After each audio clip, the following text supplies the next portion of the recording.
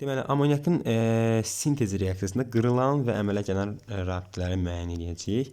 Deməli, amonyakın sintezi deyəndə, yəni N2-nin üzərinə hidrogen gəlməklə alınacaq NH3. Yəni, sintez dediyimiz birləşmə reaksiyası nəzərdə tutulur, analiz isə parçalama nəzərdə tutulur. İndi deməli, N2 nə deməkdir? Yəni, N formada. Sonra hidrogen nə deməkdir? H deməkdir. NH3-dəki normal olaraq, yəni N 3 dənə də hidrogen formada. Biz mütləq bunları yazmalıyıq. Və sonra nəyi nəzərdə tuturuq? İndi N arasında pi rabitəsi vardır, düzdür? Pi rabitəsi. Pi rabitəsində yaranmaq üçün iki mütləq, yəni pi rabitəsini yaradır.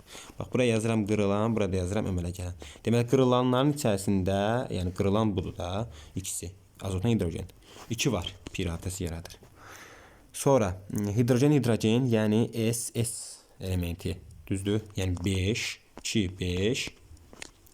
Bir də.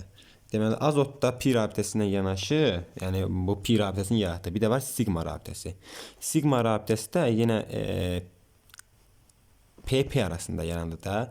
PP-də baxın 4-dədir. Yəni ona görə 4-də götürdüm buna. Əmələ gələn isə NH3-dür. Normal olaraq PS arasında yaranacaq. PS. Və mütləq biz nəyə götürəcəyik? Əmələ gəldiyi üçün, yəni burada 1-i götürəcəyik. Yəni burada fikir versəz, bu balacalaşmır. Normalda balacalaşmalıyıq da. Ona görə yəni 1-i götürməliyik əmələ gələnə.